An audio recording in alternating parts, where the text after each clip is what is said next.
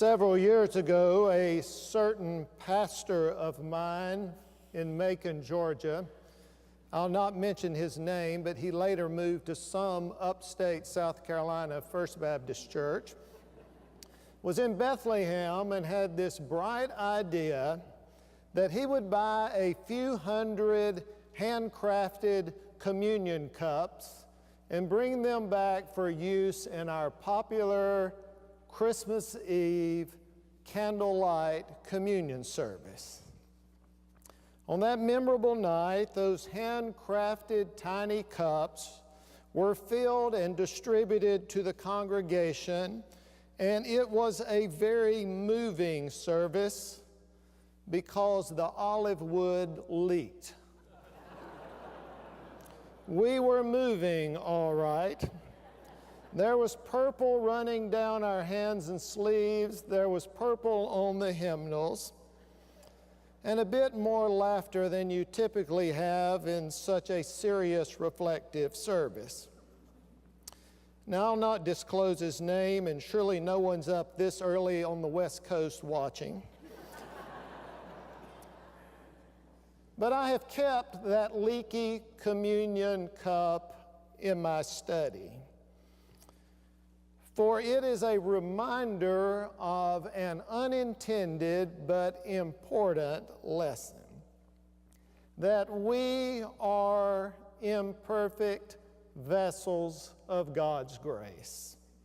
In fact, it is our leaky state that draws us to this table, not only today, but again and again. Moments ago, we heard those words of the Apostle Paul in writing to the church at Corinth, "I pass on to you what I have received from the Lord." And then he recounts that memorable night with his first disciples when he used the common elements of bread and cup to memorialize the costly gift of his own life. Now, looking over this crowd, I doubt too many of you are big fans of the rap artist Lecrae. However, I read an article that involved an interview with him that caught my attention. It seems that this rap artist conveys a Christian message in some of his music and even spoke something of a testimony at the Grammy Awards a few years ago. And in reading the article, I was struck by something that Lecrae said.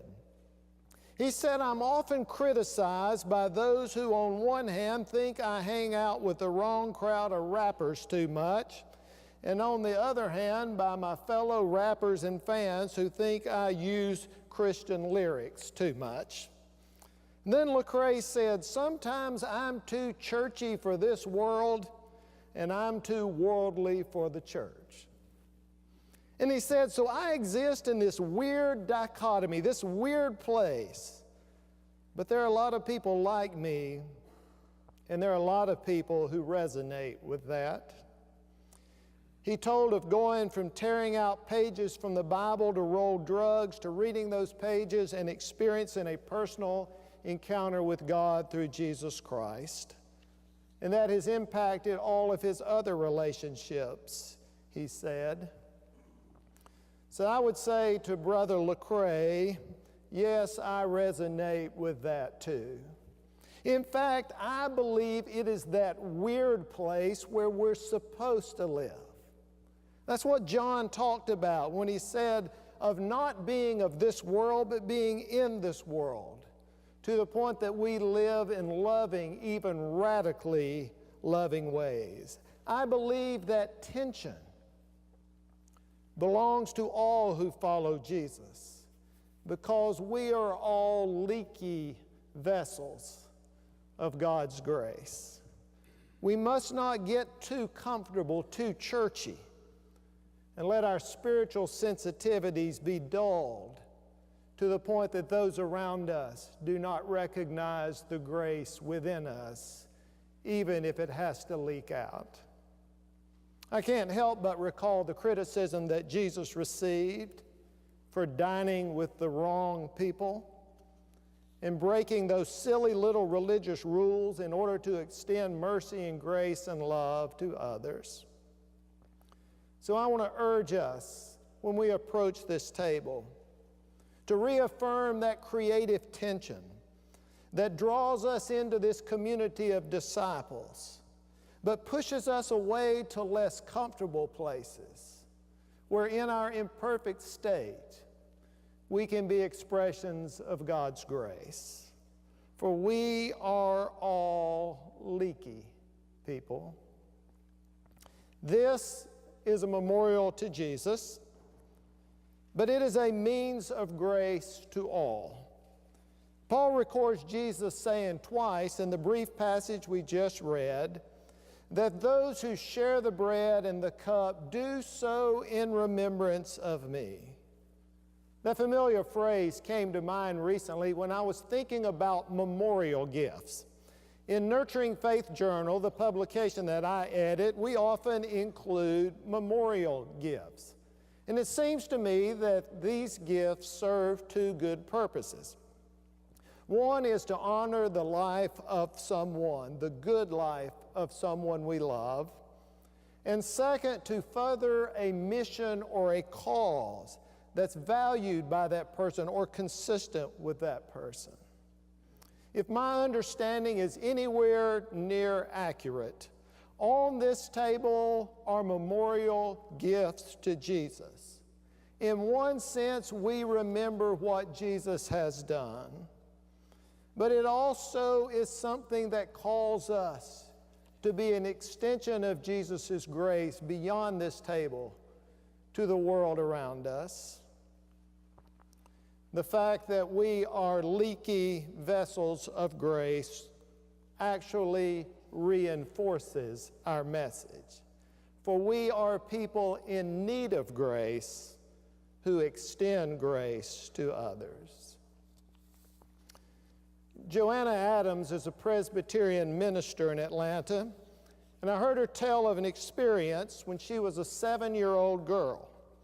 After school each day, she would go to the church and spend the afternoon with her Aunt Squeaky, who was the Christian education director. And while Aunt Squeaky finished up her work for the day, Joanna would explore that big, empty, cavernous building. On one Friday, she opened the door of a closed-off room in which the Lord's Supper had been prepared. Like any child that age, she couldn't resist the temptation.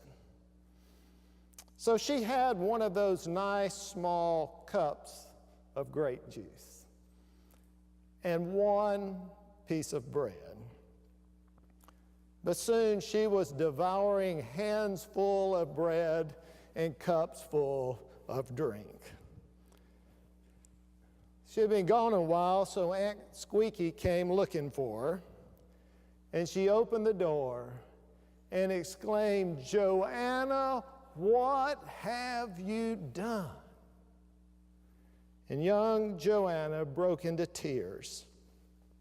Shame filled her heart.